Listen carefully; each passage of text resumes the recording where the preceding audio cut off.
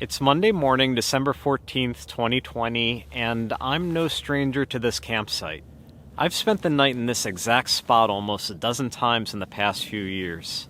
And I stay here because it's a stone's throw from Phoenix. There's great cell service, so I can get work done on my computer if I need to. And it's at a really low elevation, so it's warm all year round, relatively speaking. Not to mention there's hiking trails and OHV routes every which way, so it is a good, easily accessible base camp for me. I have some business to attend to today to prepare for the holidays and the new year. But first, I'm going to head into town for some coffee.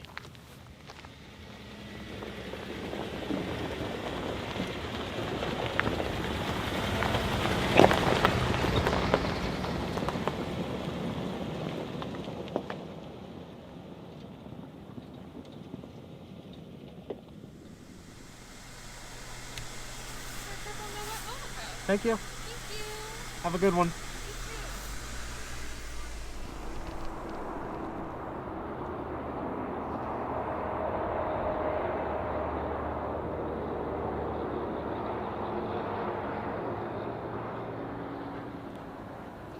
It's nice to see some green and golden hues, even in mid-December.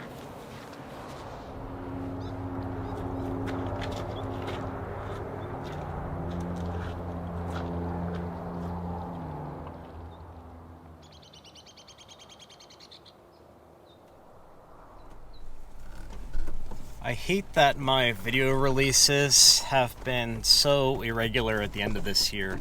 I haven't had a normal adventure and exploration video in weeks, and I apologize for that. There is a lot going on, including planning for the holidays, the COVID surge right now, in addition to other things that have come out of the woodwork. I've got some really exciting things in the pipe for 2021. So I'm expecting that after the holidays, after the new year, Venture Forward is going to get back into a rhythm again.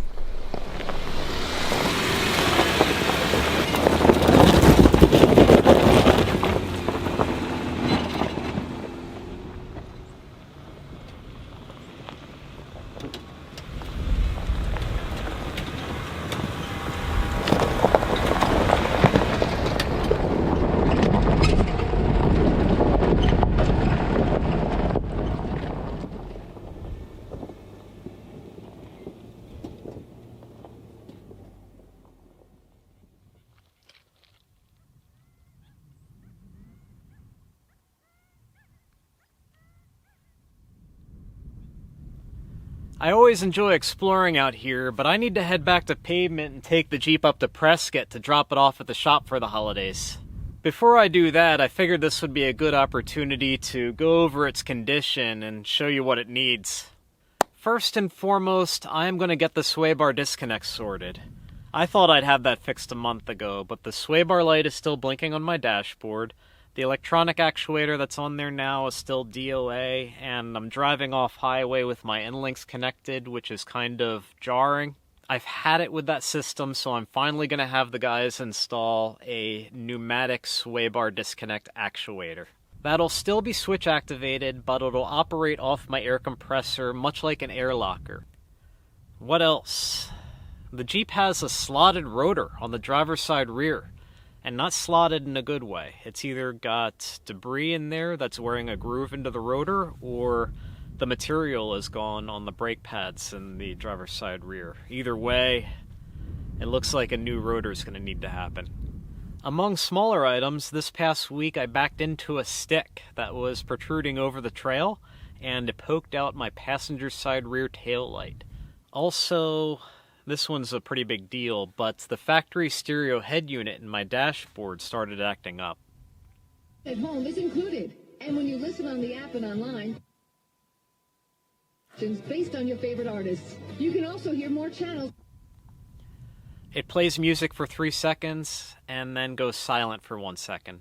3 seconds, and then silence. 3 seconds, and silence. Over and over again, and it doesn't stop. Other than that, I'm not aware of any issues. And like I usually do when I take it to a shop, I ask them to look it over and make sure all the systems are in good health, so it's ready for another round. It's at 174,000 miles, and the Jeep has a hard life. It's been back and forth across the country multiple times, and I would say it's off pavement 5 days a week, because most campsites I have to seek out and they're off of primitive tracks. What about reliability? You might be thinking, Chris, it seems like you're always taking the Jeep to the shop, and I am. I take the Jeep to the shop every chance I get, but always to address wear and tear, not because of some catastrophic system failure. My experience with this, knock on wood, has been extremely reliable. It always starts up, and it always goes. Check engine light comes on from time to time, and sometimes the electronic gizmos fail, but it's holding all its fluids, and it never leaves me stranded. Case in point would be my accident in Quebec over a year ago. I slid off the road, hit a tree, the Jeep flopped on its side, and the passenger side flooded completely with water. Right, so it was raining. I was driving around this bend too fast. I hit a soft patch of gravel, slid off the road, the Jeep went into the ditch, hit a tree, and then flopped onto its side. The passenger side was underwater, and I shut off the engine, made sure I was okay, gathered my gear, and climbed out.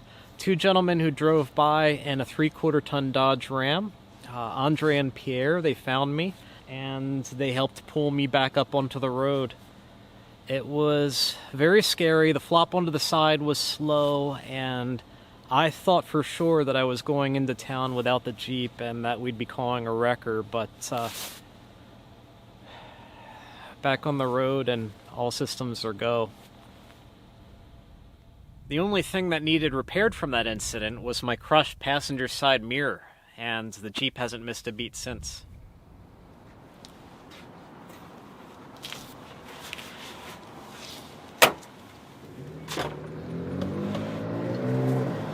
Alright, see orangey in the new year.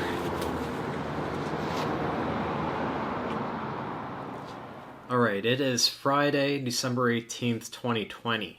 And since I dropped my Jeep off at the shop earlier this week, I spent the remainder of the week working on a compilation of Venture Forward adventures starting from the very beginning. I've been traveling in the Jeep full-time, with the occasional exception, for almost 4 years now, and initially I supported my travels by doing freelance web development. This first scene that I'm going to show you is from my first or second episode, and I'm talking to the camera, and I'm extremely uncertain about the road ahead.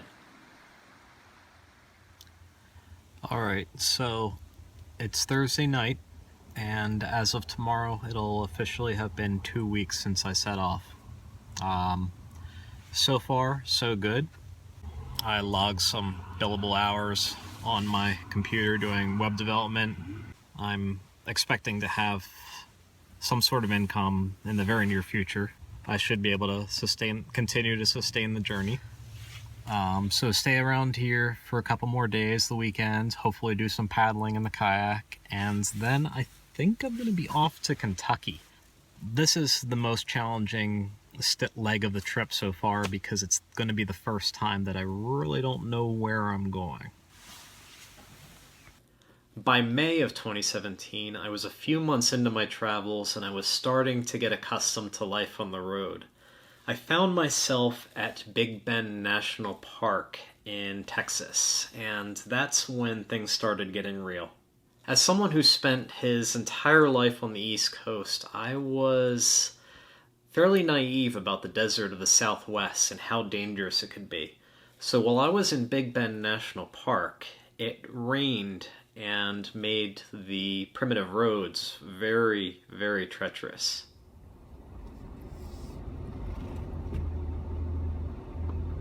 Alright, let's try Black Gap again now that the weather is much better than it was yesterday.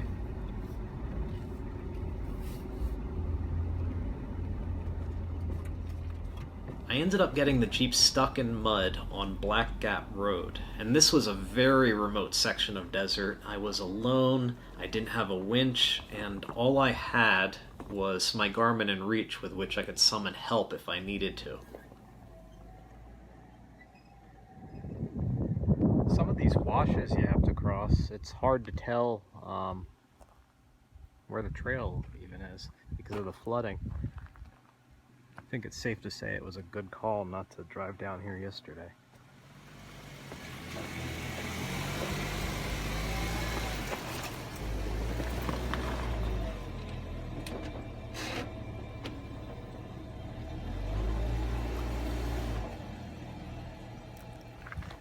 Got myself into some really slippery mud, and it bunched up on the tires, and it's just shifting me with the terrain.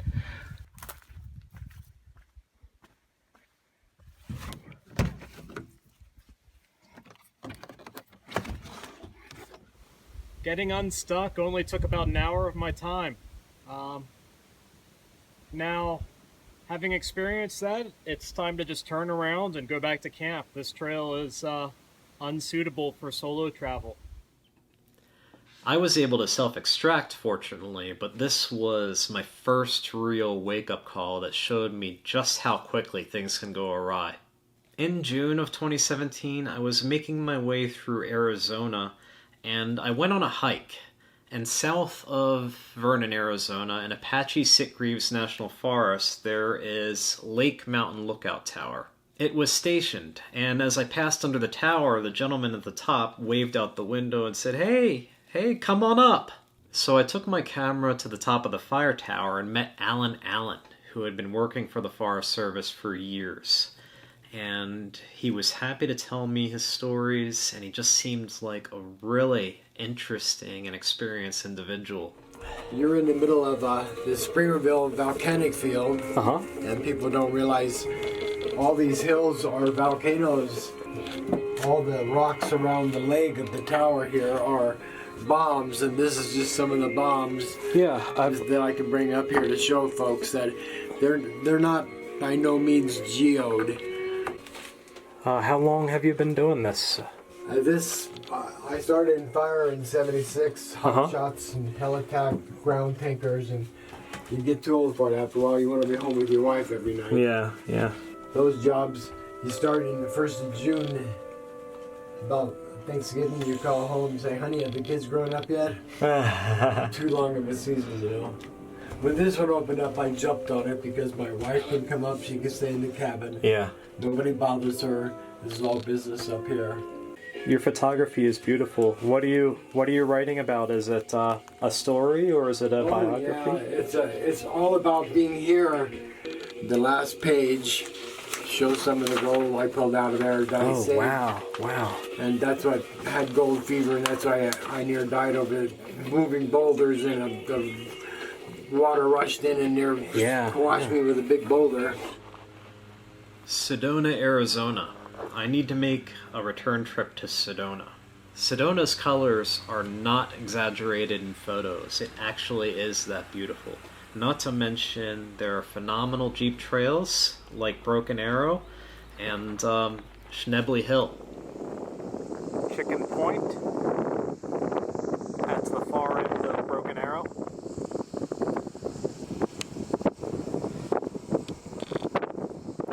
In 2017, I still didn't have much in the way of video equipment, so my videos throughout the year were plagued by wind noise. Eventually, I did get a microphone that has a fuzzy thing on top, and that fuzzy thing is used to just kind of muffle the wind as it blows past the microphone.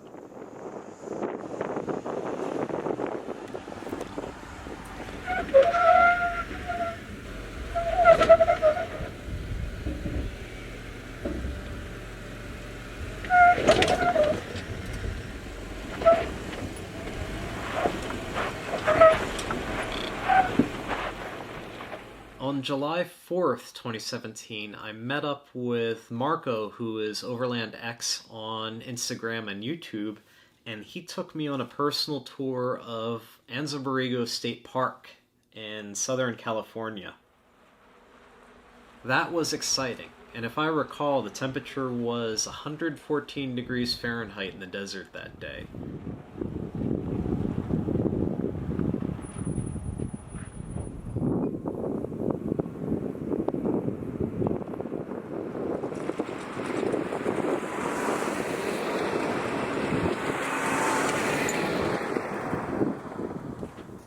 So these are the mud caves. Uh-huh. So this is all just hardened mud, not Mud. rock. Mud, yeah. Wouldn't it all come collapsing down at the first torrential downpour? It hasn't happened yet. Yeah. But I imagine a lot of it does erode. Yeah. This is that first opening. Walking in from the desert into the entrance of the cave was just so amazing. The opening air blowing out the fresh air. Yeah.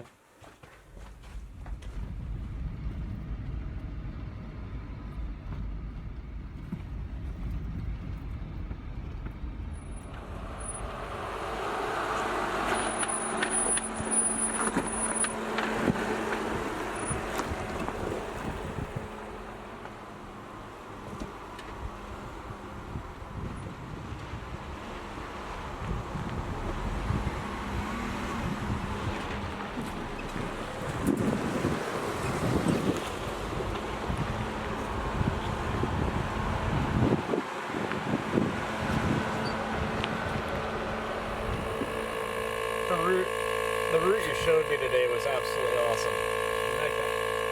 It really was. I know I didn't see everything you wanted to show me, but I mean gave me a really great taste of anza-borrego. Yeah, this is a beautiful place, but there's so much more to see. Yeah. In August of 2017, I found myself in the Pacific Northwest, and by this point, I was having trouble with money. My web development work was thinning out, my checking account was nearly depleted, and I was starting to resort to a credit card just to put food in the belly and gas in the tank. I was sort of at a crossroad, and I had to figure out how I was going to continue.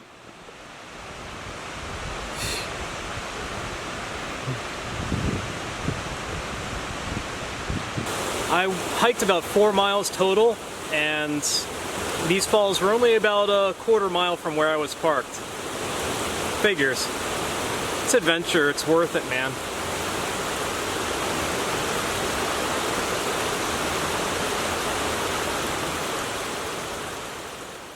In August of 2017, with depleted funds, I drove from Portland, Oregon, all the way back to my apartment in Lancaster, Pennsylvania, to figure out what I was going to do next.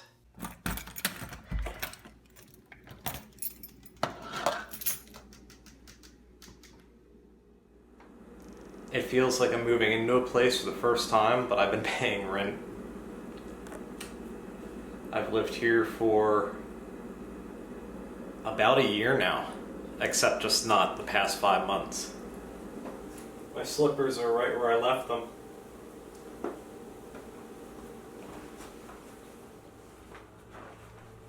Initially, my plan was to find some more web development work over the winter, and then come spring in 2018, I'd hit the road again just like I did in 2017.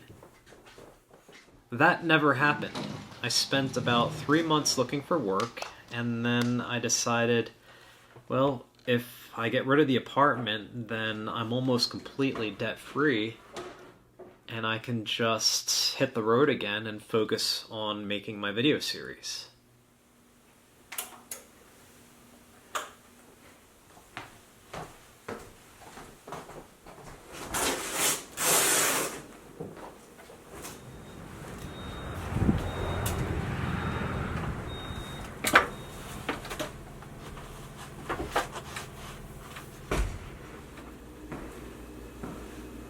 October 31st, 2017, and I'm about to leave my apartment and live in the Jeep full time. It's bittersweet. I'm a little bit sad. I like this place, and I called it home, but if this past year taught me anything, it's that I don't need this place to be happy. Starting in 2018, I was all in. And I had the Pacific Northwest, Canada, and Alaska on my mind. You know, there's an allusion to the mobile lifestyle, and I myself am guilty of perpetuating it. And that is, it's not always easy, It's not always glamorous, and it is not always an Instagram photo. It's 2:30 a.m. The wind is out of hand. Alright, and now there's a little bit of rain.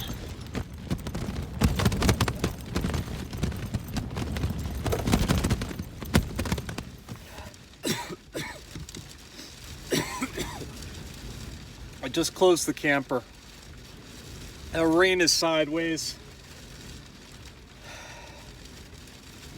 I did in fact check the weather forecast before bed, and it didn't show anything. It showed perfectly clear, it showed calm winds, so this is probably just a squall or something. I'm on top of a mountain, so I'm getting hit by the worst of it. But I'm just out of here. I'm not doing this.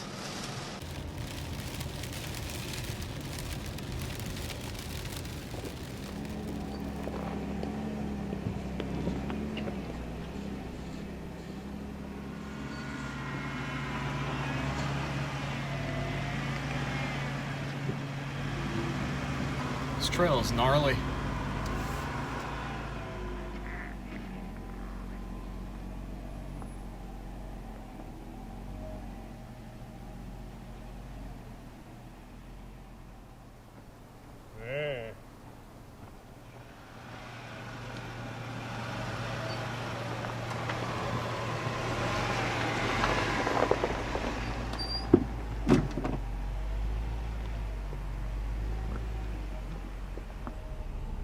The Notches Pass trail has been enjoyable, but there's been a really narrow margin for error. I'm at a crossroads now, so I think I might head in a direction and find a place to camp because I'm both tired and starving. I know I've already mentioned this on multiple occasions, but my favorite geography or biome to photograph and experience is the Pacific Northwest. I love temperate rainforests, I love misty mountains. It's not necessarily the best camping experience because of mosquitoes and wet firewood, but as far as atmosphere, I love it.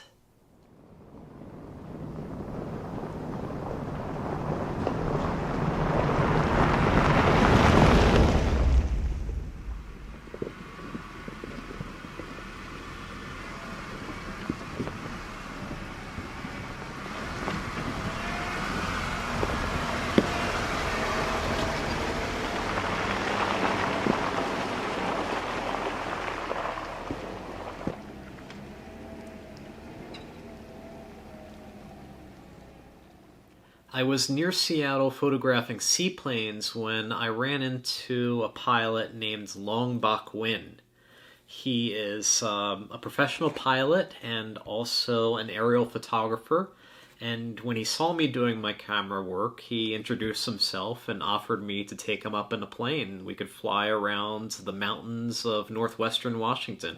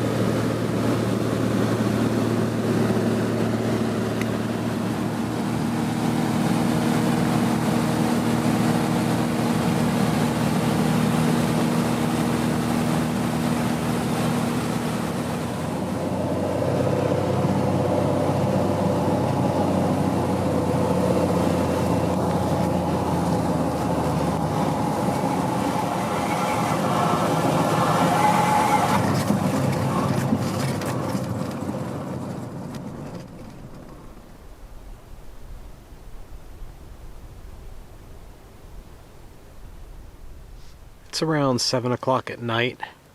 I'm at the Salmon Glacier overlook, which is really amazing. I was on logging roads, or rather mining roads, trying to find a campsite, but I struck out. It was a little bit frustrating. I was driving all around. There's a road down there that looks like it might go to the base of the glacier. There might be a place to camp.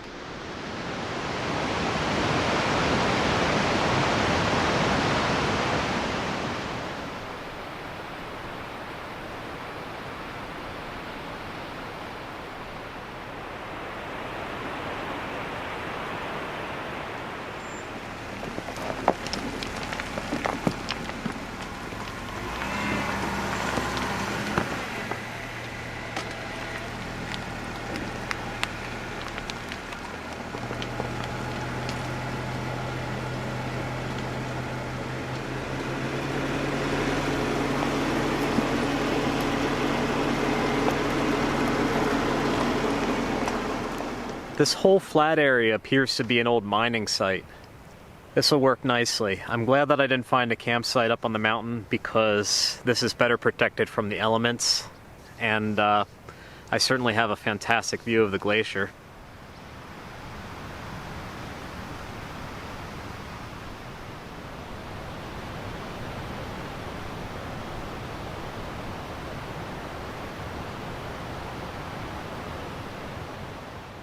It wasn't my goal to explore inland Alaska on this 2018 trip. Instead, I wanted to drive up to Skagway, Alaska via British Columbia, and then take the ferry down through Alaska's Inside Passage, which is a popular cruise ship channel. Welcome to the USA! All right, I have the Alaska sign all to myself. Let's do this. Welcome to Alaska! Internet! I took the ferry Malaspina from Skagway, Alaska, down to Juneau, down to Ketchikan, and then disembarked in Prince Rupert, British Columbia. The ferry ride itself I wouldn't describe as comfortable and luxurious, but the scenery is second to none, and I think if you've never done it before, that it is absolutely something you need to add to your bucket list. Alaska's Inside Passage.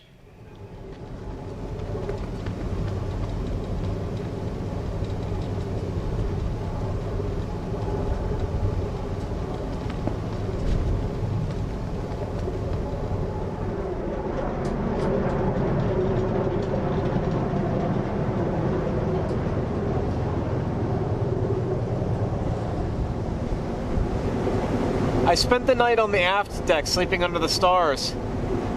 At least I'm pretty sure there were stars up there. It was a really unique experience, and it wasn't that cold at all, maybe 50 degrees Fahrenheit. You can get a berth, but it's an additional cost, so there's a lot of people improvise camping all over the boat. Sleeping bags in the lounges, tents on the back deck.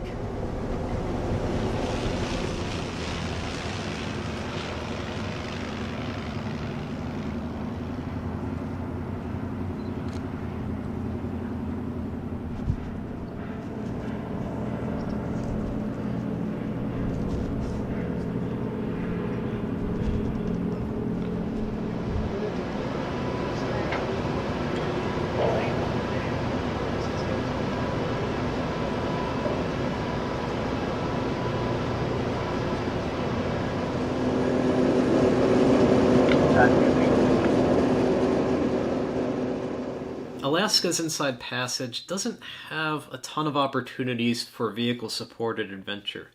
So once I got back into mainland British Columbia, a lot of opportunities opened up again to explore tracks into the mountains.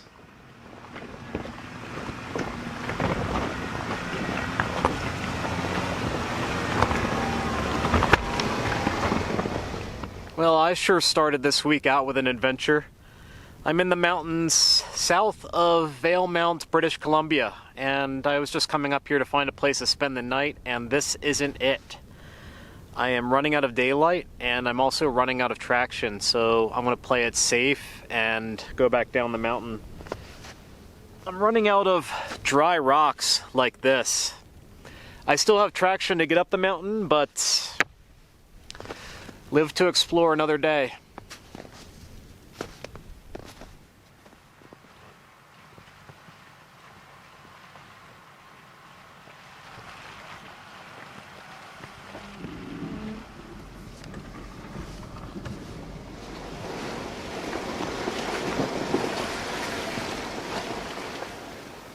I'm just stopped to take in the moment. I'm almost below the snow line and it is very quiet and very peaceful. Just wanted to make sure that I appreciated this. Even though I had to turn around for safety, just moments like this kind of make it all worth it.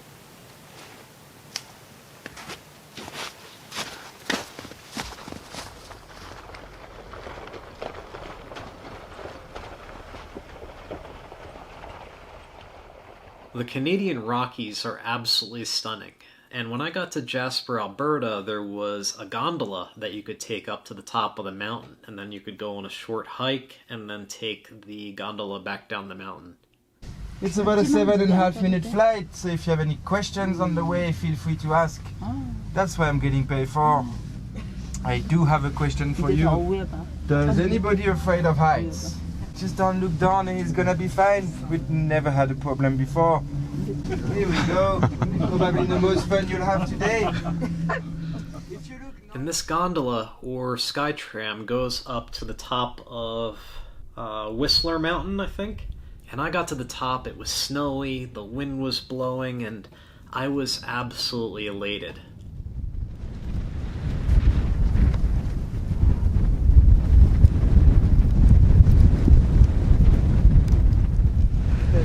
Yeah!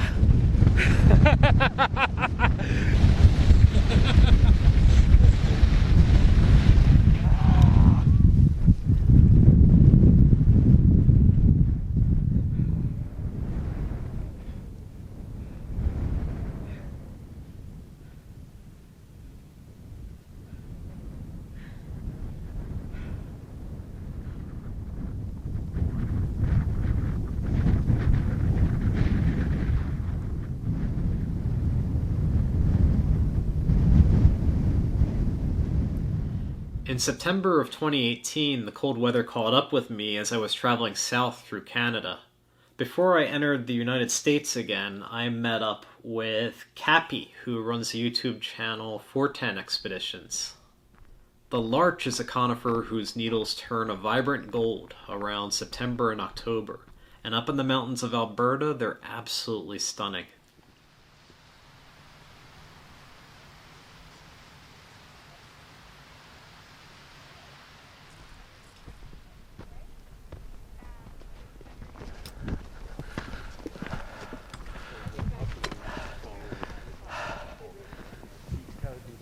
Yeah.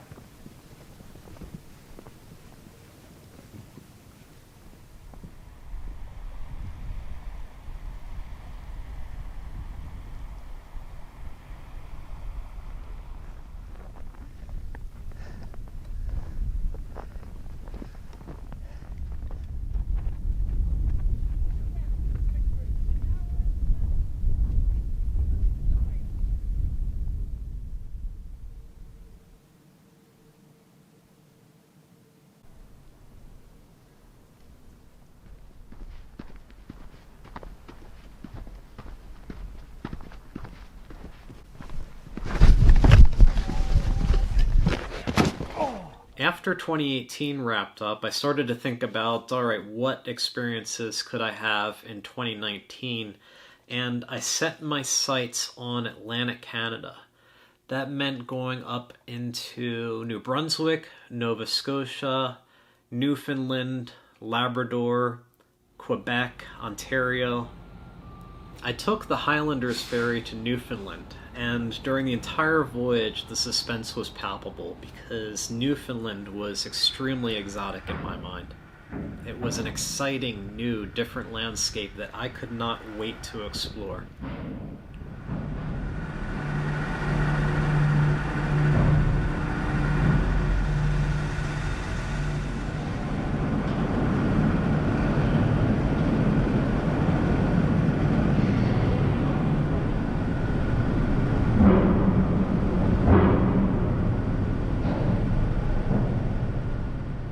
My first stop was the lighthouse at Rose Blanche on the southern coast of Newfoundland.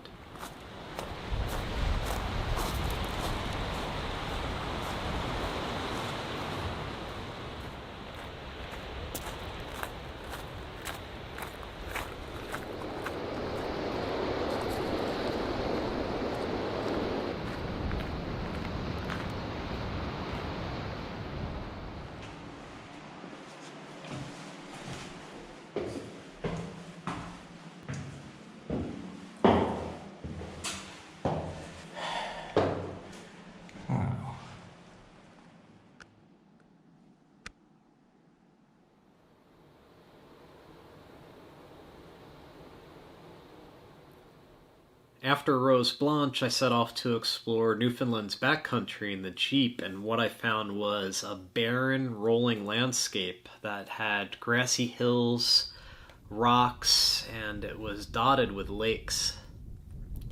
I depended primarily on the Backroad Mapbooks Canada layer on Gaia GPS to look for primitive routes and to determine what was public land and what wasn't.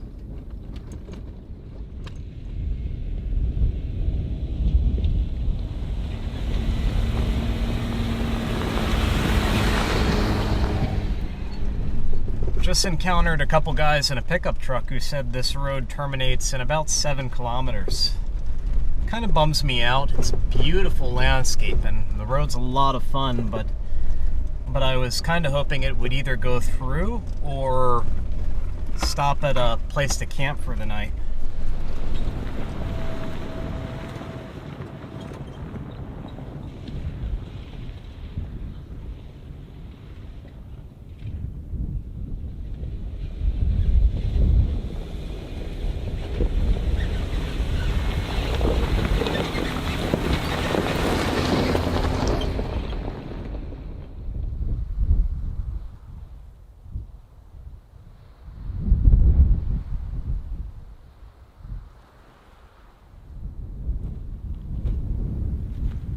I didn't want to be quite this exposed tonight, but you can't argue with the view. I need to put something warmer on.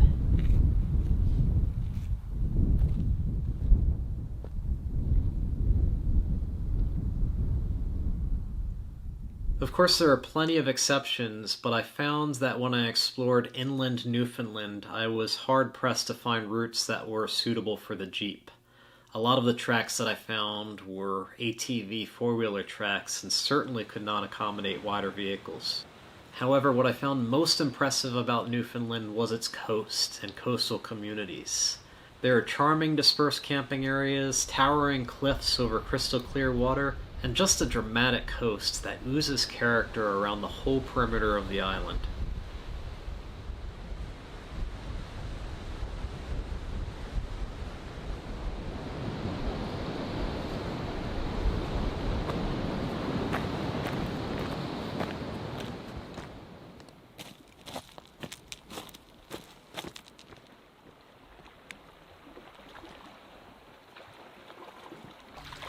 I'm supposed to be heading to town to look for internet access, but I got distracted.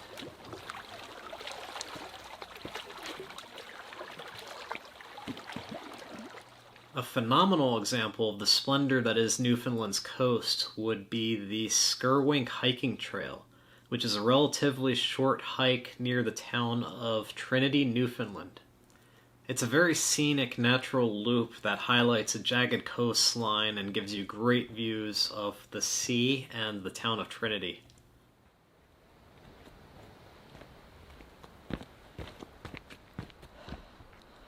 The Skurwink Trail. Last week I attempted this hike, but I had to bail because it got dark out. Well, this week, today, Sunday, September 1st, I'm getting redemption. I'm glad that I waited for daylight because this is a lot better when you can see.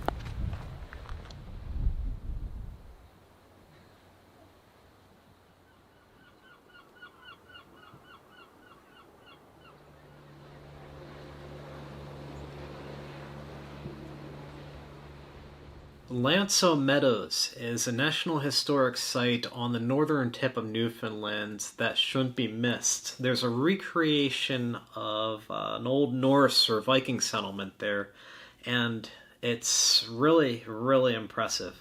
You're a liar? Yeah. just looks like corn. Well, this is what it's modeled from. Yeah. Yeah.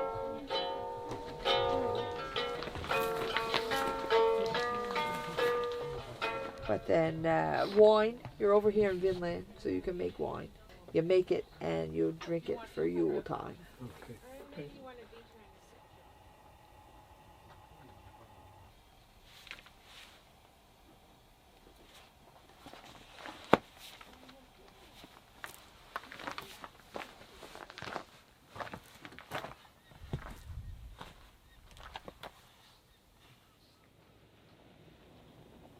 I was exploring remote tracks south through Quebec when winter weather manifested, and it didn't pose any problems fortunately, but it was very serene and beautiful.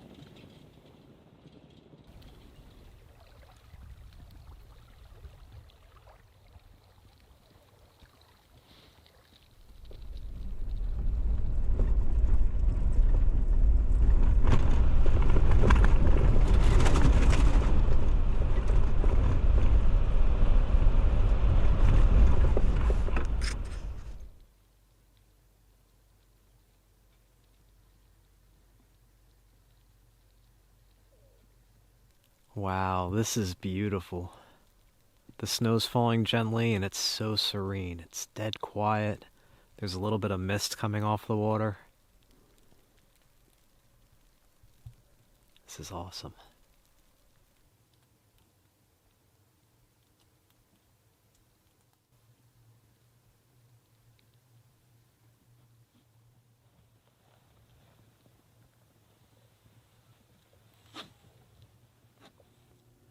I don't usually spend much time in cities or heavily populated areas. Not due to lack of interest, it's just usually hard to find places to spend the night in the Jeep. However, when I passed through populated Quebec, I absolutely had to stop and explore Old Quebec City. Before this experience, I saw pictures of it online, and it is a remarkably European experience within a stone's throw from the northeastern United States.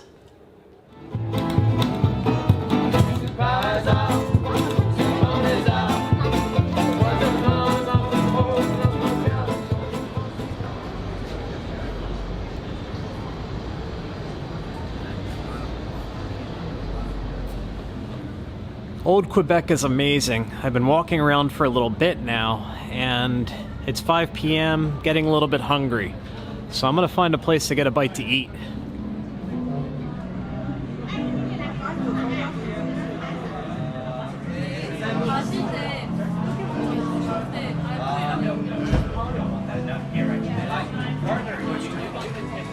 This is a grilled cheese.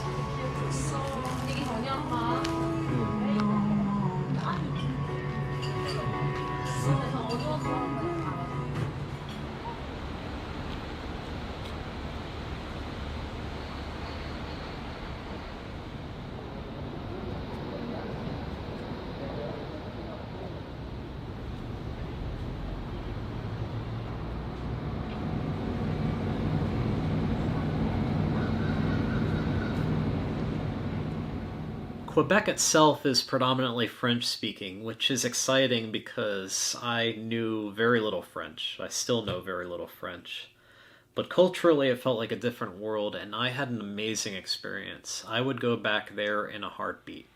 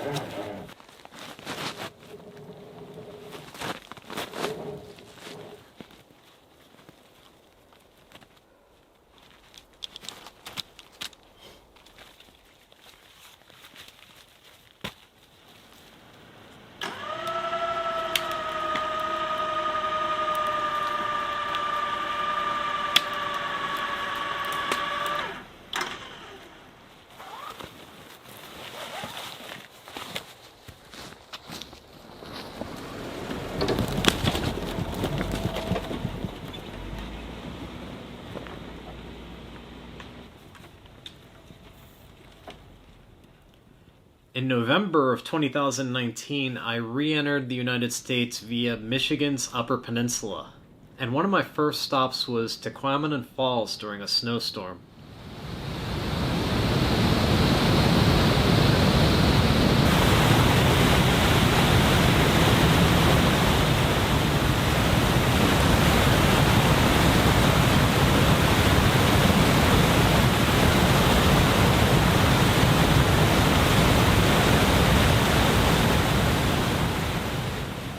The November snowstorm in Michigan's Upper Peninsula was not playing around. I was traveling down a forest road in the Jeep in about 2 feet of fresh powder, when in the opposite direction I saw a pickup truck coming my way. I immediately stopped the Jeep in the deep snow and put it in reverse to try to back up to the road that had recently been plowed, and as I was backing up, I slid off to the shoulder into the ditch.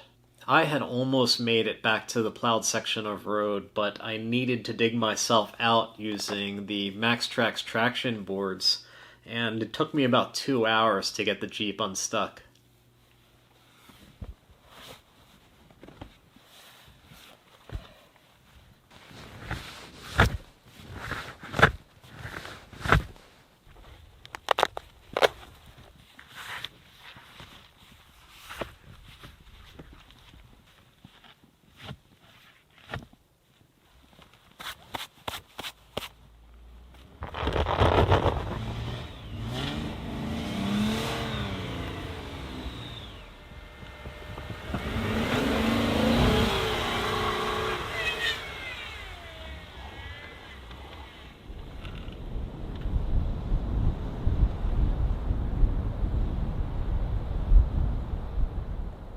That brings us to this past year, in 2020. For 2020, my plan wasn't to go international or anything. It was just to stay in the 48 states and mostly explore the high elevations and the Rocky Mountain regions. One of my first stops in February was a segment of the Arizona Peace Trail, which is an OHV loop that's located in the southwestern corner of Arizona.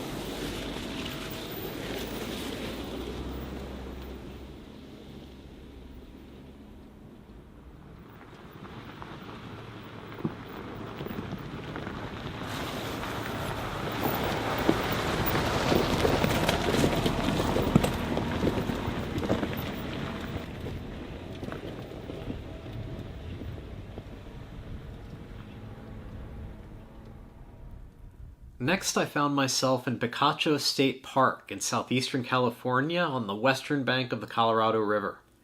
Traveling north out of the park, I encountered a fun canyon hike that featured a scramble up a dry waterfall.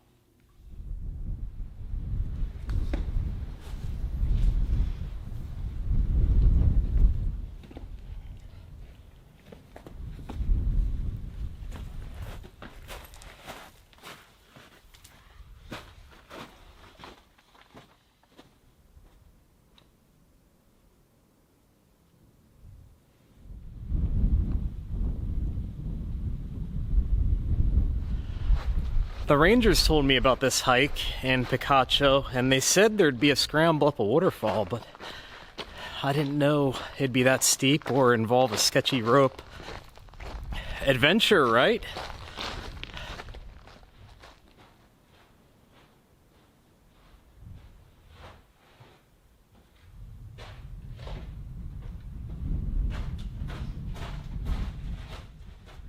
Due to COVID, which started to raise alarm in the States in mid-March, I put my travel plans on hold. Some friends of mine in Phoenix had a guest house that was vacant, and during the lockdown they said that I could use it as a place to stay to weather the storm as long as I needed. Arizona lifted their lockdown in mid-May, and at that point I started traveling again. From there, I traveled up into Colorado, took a detour to Portland, Oregon, where I had work done on my Ursa Minor camper, and then from there went into the northern Rocky Mountains in northern Montana and Wyoming. I was hoping to visit Moab, Utah all year, and I almost didn't get the opportunity, but back in October I managed to take a week and do some exploring in Moab's backcountry, which is just an extraordinary hub for adventure.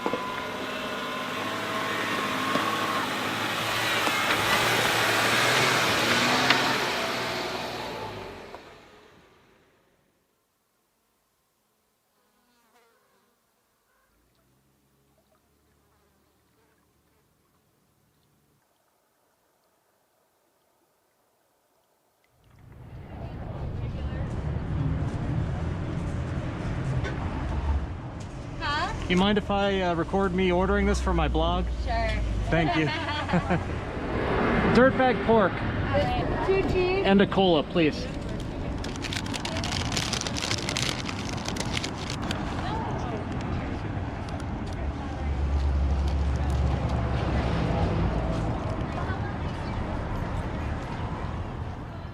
Finally, in early November, my lovely partner and I base camped out of Ridgway, Colorado, for one last stint in the Rocky Mountains before the cold season set in.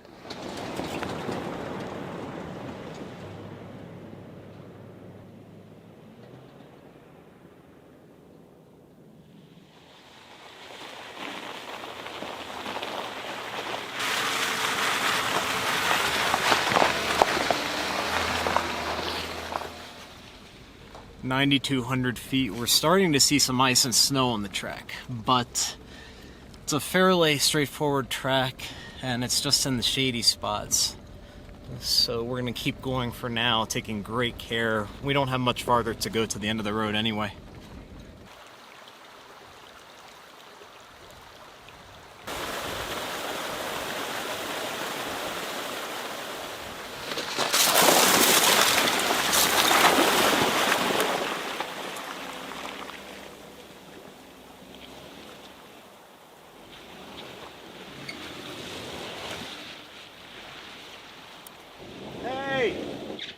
Press the axle button the axle lock button twice. Up or down? Down.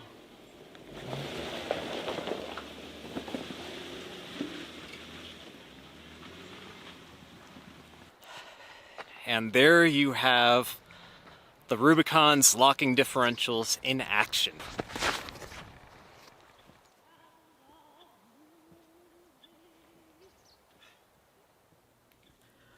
That is a wrap for 2020. This year has been challenging to many all around the world, and to those who have experienced hardship, illness, or loss, my heart goes out to you, and you have my deepest condolences. I'm hopeful that 2021, the new year, will be better and bring with it healing, so the world can return to normal and life can get back on track for everyone. For now, for Venture Forward, the plan is to keep on, and in 2021, keep sharing places, experiences, and delve into mobile living in even greater detail. There have been some new developments and we have some exciting trips in mind, but for now we're keeping things fluid, just because 2020 was proof that you really don't know what the year's going to bring. The next episode, the very first one of the year, will be on January 9th, 2021. Until then, I hope you all have a happy and healthy holiday season and New Year. Thank you for following along, and we will catch up with you again in January.